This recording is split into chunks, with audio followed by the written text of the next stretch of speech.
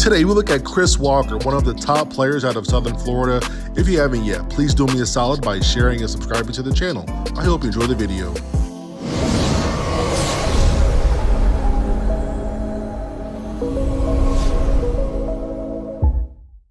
The 6'6", 185-pound guard out of Wellington High School is relatively unknown nationally.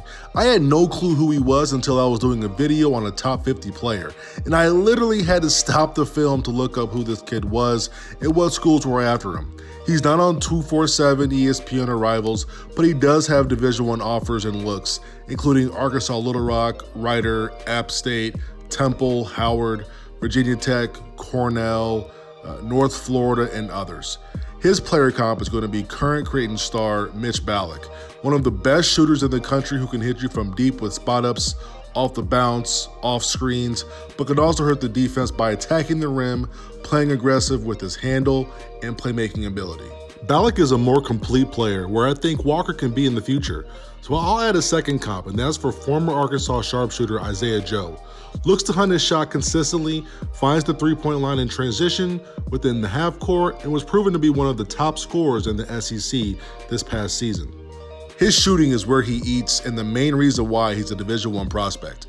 At his size, being able to stretch the floor is so important. Makes him a threat whether he has the ball or not, allowing his teammates to slash and penetrate without his man helping much. With the ball, he has the ability to initiate so he can hit defenders with the okie doke before raising up for a jumper on balance. This is where I want him to be more like MITCH BALLOCK mentally. They play similar, but MITCH is an absolute dog on the court. Would like to see Walker get more aggressive hunting his shots, whether it's long range or mid range. And because of his size and high release point, he doesn't have an issue getting off his shot. So he can definitely get off more quality jumpers than what he's putting up now without forcing. His ability to handle the ball, attack, and playmake is interesting. When watching games, it feels like he could dominate the game from the start with being aggressive and getting to where he wants. His best advantage to attack is that he's a great shooter. I'm not the only one who knows he's a great shooter. He's one of the better players in Florida. His opponents know who he is. Use that against them. Utilize pump fakes and counter aggressive closeouts. At times, he does do a great job using his handle and size to attack the paint with poise and patience, but every time I go back and watch film, I just can't help but think he can go 1 or 2 levels higher. And he's holding back for some reason. He has to kill all competition in front of him, not just when going up against top players or when his back is against the wall. Just stay in attack mode all game long. Don't ever let the defense off the hook. Stay hungry for buckets. For his athleticism, he's mobile and quick for his size with okay explosiveness. He's able to rebound at a high level and push the tempo. He can guard multiple positions, overwhelming smaller perimeter players, using his length and strength to get steals and deflections on the defensive end. Little low on his dunks, but he still finishes easily at the rim. At 6'6", 185, I think he could get his vertical and strength up. For how talented he is, he should be catching way more bodies in the paint, making defenders pay for trying to contest him at the rim. That will take his game to another level.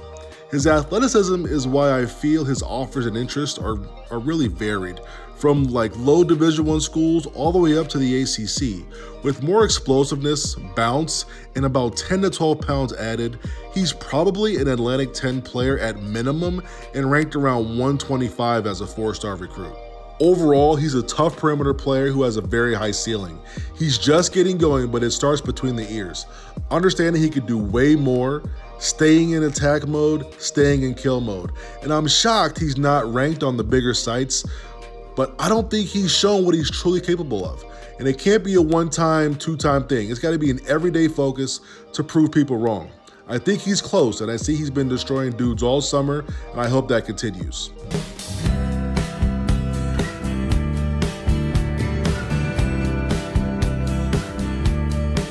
Dan Dockage can't guard me.